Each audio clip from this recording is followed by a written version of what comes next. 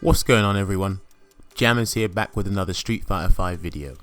And this video here is a continuation video in the matchup breakdown series where I discuss some important points regarding all of Mika's matchups in Street Fighter V. Now regarding these videos, I just want to reiterate that I can't include every little detail I want to, as they would at least be 30 minutes long. I'm trying to keep these videos around 10-12 minutes, so bear with me with that. Now we've gone over 10 matchups so far, all of which you can find on my YouTube channel. But for our 11th video, let us take a look at how our 7-colored bomber fares against the Aztec warrior Necalli.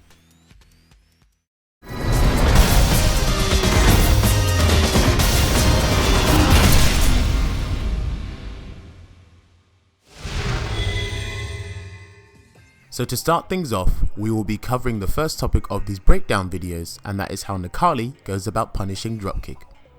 The first answer you are seeing here is Necalli's standing light punch. Now standing light punch is the weakest option Necalli has against the dropkick in terms of damage, however, it acts as a good deterrent. Once the standing light punch connects, Necalli can walk up to Mika and go for a basic mix up of maybe a stand medium kick or a throw, courtesy of the huge frame advantage he gets from Mika being airborne. The next solution you are seeing is standing hard punch. Standing hard punch is the go-to crush counter option Necalli has, which when it connects, puts Mika in an airborne spinning state. Now the follow-ups from the crush counter standing hard punch are pretty limited. Necalli basically just cancels the standing hard punch into his specials, so Valiant Rebellion his stomp, Raging Light his uppercut, or Disguidance his slash. Ultimately getting the knockdown and damage is good, but keep in mind that Necalli can use his crouching hard punch as well. I just think the standing hard punch is a better option. The final option Necalli has against the dropkick is none other than his uppercut, Raging Light. Now I find Raging Light to be a pretty decent solution against the dropkick because the later you input the move, the better. I believe the move has strike invincibility from the 3rd frame. Now for Necalli to have an easier time landing the uppercut, he'll need to do a raw VTrigger activation, and with this he can freeze time, see the dropkick and input the move. And not only that, he'll net himself a little more damage than the regular version. Overall, the solutions Necalli has are pretty simple against the dropkick, but they are totally effective. The second thing I will be covering will always be a follow through to the previous section, and that is how Necalli goes about anti-airing Mika. The first option you are seeing here is Necalli's special attack anti-air heavy Raging Light. Necalli's uppercut is excellent when it comes to dealing with airborne attacks. Mika's jump-ins are no exception. Now what's also good about this option is that it deals with dive bomb, which is always a plus. The later Necalli inputs the uppercut, the better the results will be against the body splash. Now if Necalli has VTrigger available, he can activate whilst Mika is airborne to again freeze time and make anti-airing easier. This way he'll net a little more damage and be in his VTrigger state. The other anti-air option Necalli can use against Mika is his jumping medium punch. By using jumping medium punch, Necalli causes opponents to float, which allows him to get a follow-up with one of his special attacks, preferably his uppercut. Jumping medium punch also beats dive bomb as he is technically meeting Mika in the air, making the option irrelevant. You will seldom see this option used, but let it be known that it is totally a legitimate one. Necalli doesn't have many anti-air options he'll use, simply because his uppercut is really good. So all you really need to know as a Mika player is that he can comfortably deal with both jump-ins and dive bomb. Moving on to the third topic, which is something that is important when it comes to the Necalli matchup, not just for Mika but for everyone, and that is how to deal with Necalli's V-Skill, Culminated Power. Culminated Power is Necalli's primary way of building V-meter and is one of the better V-Skills in Street Fighter V. It's also one of the better projectiles in my personal opinion. Nets Necalli some damage, builds V-meter and scores a knockdown. I mean, what more could you ask for? Now one way for Mika to deal with this amazing V-Skill is actually by jumping.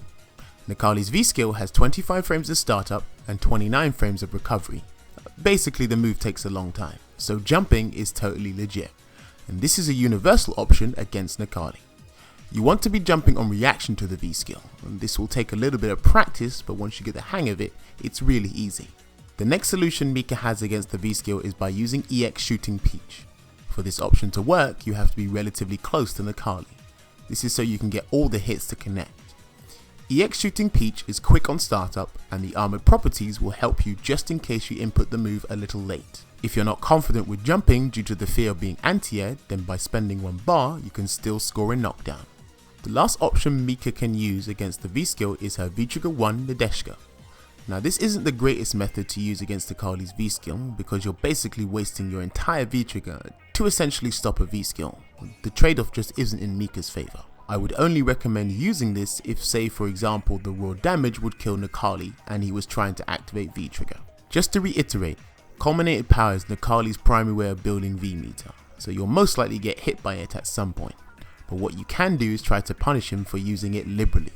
Do remember though, by punishing him, you give him more V-meter than what he initially wanted. The fourth point being mentioned is another thing that is imperative when it comes to fighting Necalli. Again, not just for Mika, but for anyone, and that is understanding how Necalli likes to activate V-Trigger.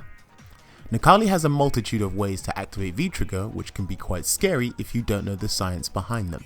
The first activation you definitely want to look out for is Necalli's crouching medium kick activation. If you block this activation, then it leaves Necalli at +5 frame advantage. From this, it's a mix up between Necalli's command throw, which will beat out Mika's crouching light punch due to the priority system, or a button. If Mika does try to challenge in this situation, then she will lose completely and take a counter hit combo. If Necalli does the crouching medium kick activation from relatively far out, then you won't have to worry about the throw because he won't be in range. The next activation you want to be aware of is the standing hard kick activation. On block, this leaves Necalli at +8 frame advantage, slightly more than the previous one.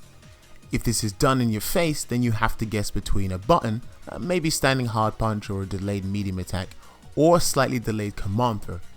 It's slightly delayed because there's too much frame advantage for it to connect automatically. Necalli will probably do this activation from standing hard kick's max distance just to get into the empowered state, so just block this one out. The third activation you need to know about is the EX Valiant Rebellion activation. When blocking this, Necalli is left at +12 frame advantage. Now because of the huge frame advantage Necalli gets from this, he'll have to stagger his pressure for it to be effective. So what will most likely happen is he tries to accumulate grey health and then try to throw you or something. So yeah, this is another activation it's best to just block and take the throw. The fourth activation I'm showing you is similar to the previous one, and that is the EX Disguidance activation. On block, this leaves Necalli at +9 frame advantage. Now despite being +9 on block, what's good about this activation for the defender is that they're not in throw range after coming out of block stun.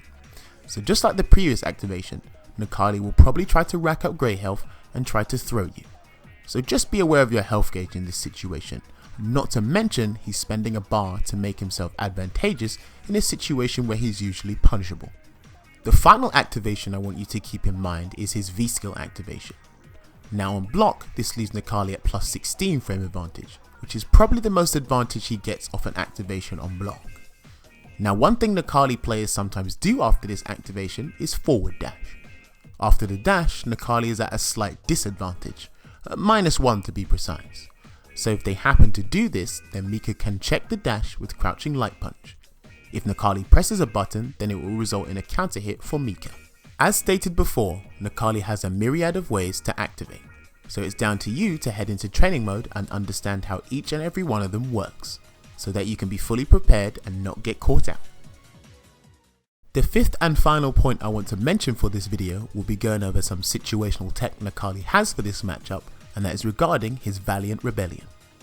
To put a long story short, after blocking certain moves Mika does, Necalli can input the stomp attack to avoid having to guess in Mika's typical 50-50 situations and net himself a little bit of damage. I believe his hurt box leans back during the startup.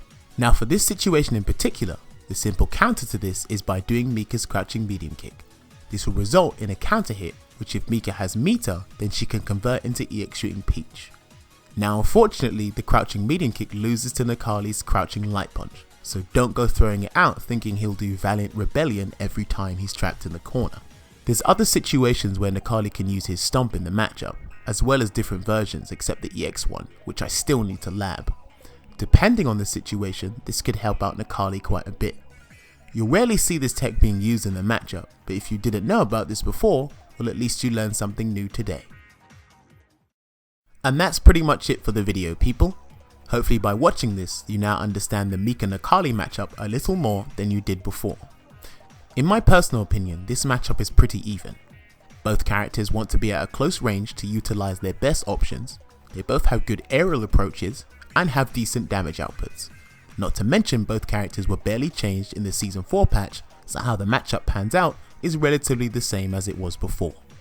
Now as a Mika player, I would say the main things you need to practice are punishing Necalli's V-Skill, knowing what Mika's defensive options are in Necalli's favourable situations, and understanding how Necalli wants to activate VTrigger for all likely scenarios, not just the ones shown in this video, so you don't get caught out by anything.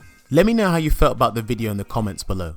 Was the information helpful? Did I miss out something that you felt I should have put in the video? All feedback is greatly appreciated. If you enjoyed the video and have not subscribed to the channel, then why not subscribe? If not, thanks for watching anyway.